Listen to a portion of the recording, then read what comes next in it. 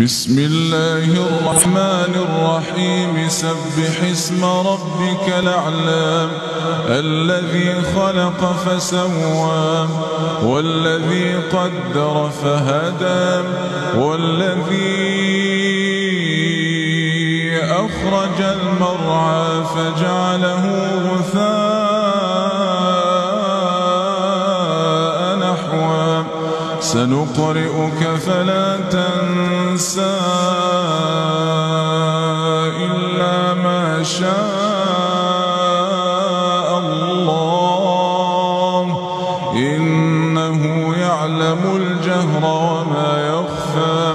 ونيسرك لليسرى فذكر إن نفعت الذكرى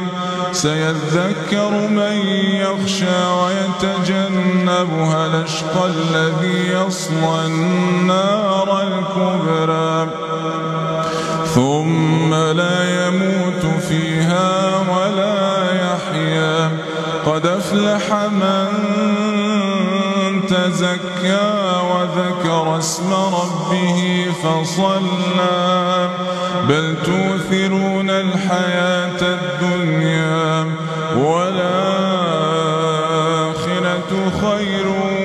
وأبقى إن هذا لفي الصحف الأولى صحف إبراهيم